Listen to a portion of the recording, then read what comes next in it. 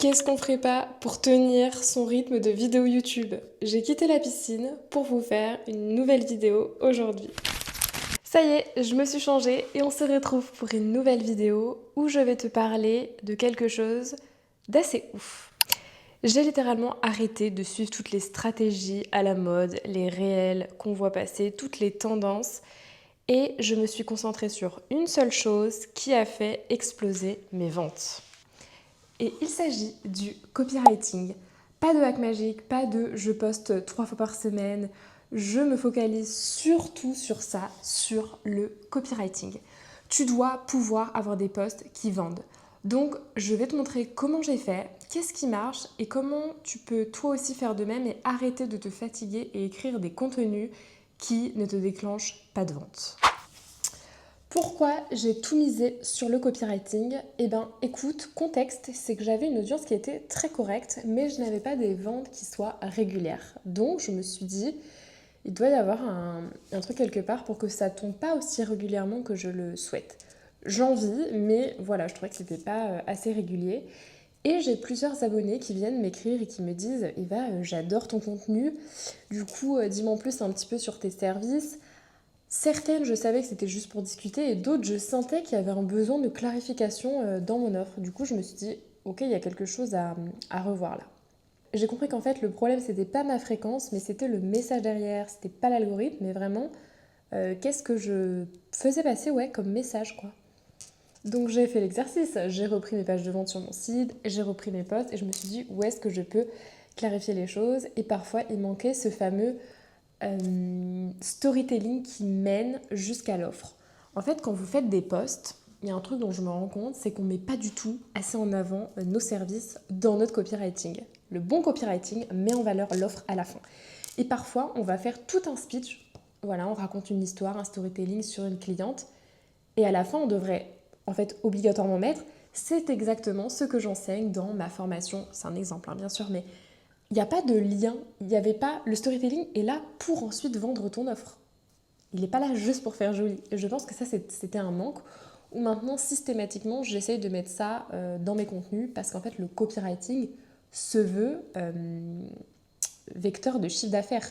Le copywriting, c'est la rédaction marketing intelligente qui a pour but justement de faire marcher votre business. Donc, il n'y a pas... C'est obligatoire en fait. Donc petite leçon, si les gens aiment ton contenu mais ne savent pas quoi acheter, ce n'est pas une question de visibilité, c'est une question de clarté et de persuasion à travers ton message. Ce que j'ai changé, c'est simple, je suis passée du « je fais » à « voici le problème que je résous ». Par exemple, je fais en sorte de booster la visibilité des entrepreneuses. C'était le discours que je pouvais tenir avant. Maintenant, c'est « je t'aide à formuler » à structurer et à vendre des offres à gogo. Tout simplement parce que je dois te montrer quel est le bénéfice derrière et voilà ma nouvelle promesse. On passe de je fais à voici le problème que je résous. Garde ça en tête. D'ailleurs, une petite astuce fine, c'est que quand tu ne sais pas trop quoi écrire au niveau de ta promesse, commence par écrire je t'aide à et tu complètes avec le résultat que tu vas apporter à la personne et pas le processus. Ensuite, je te recommande d'utiliser le langage miroir. C'est-à-dire que je ne parle plus avec mes mots d'experte, j'utilise les mots que mes clientes vont employer. Par exemple, elles vont dire j'ai l'impression de parler dans le vide. Et bien, c'est exactement le genre de phrase que je vais mettre dans mon storytelling. Et pas je poste pour rien, par exemple. Dans le vide, si je vois que ce sont des mots qu'elles emploient, je les réutilise. D'où le fait de faire de la veille, de regarder ce qu'elles commentent, etc. C'est très très important pour affiner ton storytelling et justement ce copywriting. Et tu sais, il y a un truc assez dingue, c'est qu'on adore se sentir compris et de lire nos propres mots. C'est un peu égocentrique, mais c'est un peu vrai. Et ça crée justement un effet miroir qui donne envie d'adhérer à ce que tu proposes. Ensuite, ce que je fais et que je te recommande, c'est de structurer tes posts comme des mini-pages de vente. En fait, tu vas créer tout d'abord un hook fort, donc qui va un petit peu piquer ou intriguer, comme par exemple « arrête d'écrire de la daube », c'est ce qui m'est venu là tout de suite. Ensuite, je vais te parler du contexte, donc pourquoi on en parle. Je vais te donner une preuve ou une anecdote pour crédibiliser. Et ensuite, je mettrai un appel à l'action qui sera toujours présent. Il faut toujours mettre un appel à l'action, bien qu'il soit subtil. On n'est pas toujours obligé de mettre les deux pieds dans le plat. Donc, un autre exemple concret que je pourrais te donner, ce serait t'es pas nul, tu sais juste pas marketer.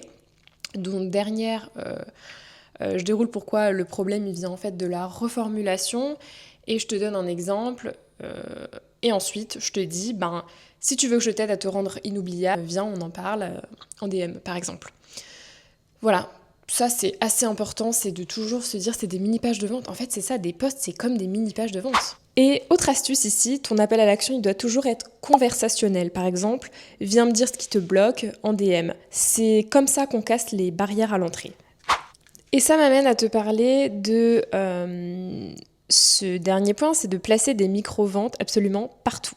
Oui, partout. C'est juste qu'il faut être subtil, le bon dosage. Même un email ou un post humoristique doit rappeler subtilement ton offre. Anecdote, par exemple, tu pourrais signer avec une cliente après un post où tu parles de, je sais pas, ton incapacité à plier correctement un dress. Pourquoi ? Parce que ça fait le parallèle avec le fait que les choses simples, par exemple, deviennent compliquées quand t'as pas la bonne méthode. Full impro. Mais voilà, tu vois complètement où je veux en venir. Et bam, là, tu peux mettre le lien avec ton coaching. Donc voilà, astuce, entraîne-toi toujours à faire un lien entre ce que tu racontes et ce que tu vends, et même si c'est inattendu, comme je viens de l'exploiter. Voilà ce que je peux te conseiller, et du coup au niveau des résultats et de pourquoi ça marche, eh bien en 6 mois, sans produire plus de contenu, j'ai multiplié mes ventes par 5. J'ai une audience qui est certes petite mais plus qualifiée. Il y a moins de temps qui est perdu avec les curieux. Il y a plus de conversations avec des acheteurs potentiels. Moins de remise en question aussi de mon côté. Est-ce qu'on apprécie ? Oui. Car chaque post, il est pensé pour rapprocher la personne de l'achat finalement. Donc pourquoi ça marche le copywriting ? Eh bien parce que ça active 3 leviers à la fois. Le premier, c'est la clarté, tu parles directement à la bonne personne. Ensuite, tu as l'émotion où tu montres que tu comprends la personne, qu'est-ce qu'on aime être compris.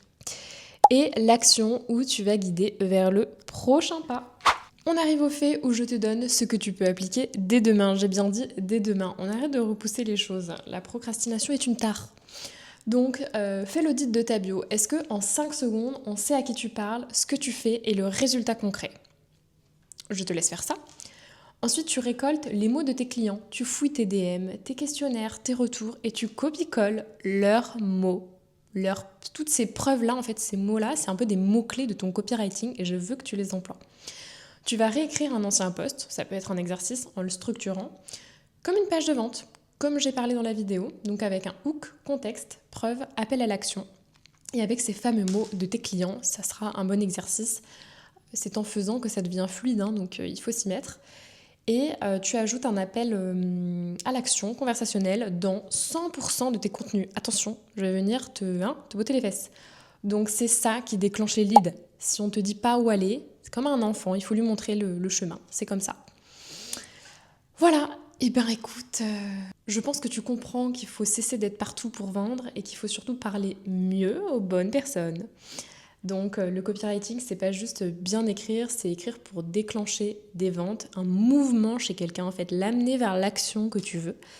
Et le jour où tu comprends ça, t'as plus besoin de te tuer à la tâche pour avoir des ventes parce que je sais à quel point on peut être désespéré. Donc au lieu de te disperser, tu choisis un message qui soit clair, tu le travailles, tu le mets au plus proche de ta cible, tu l'affines et tu regardes les résultats suivre. Magic, il n'y aura pas mieux. Écoute, ça y est, on en a fini pour cette vidéo. J'espère qu'elle t'aura plu et je t'invite à la liker et à la partager. Et d'ici là, je te dis à la semaine prochaine pour une prochaine vidéo.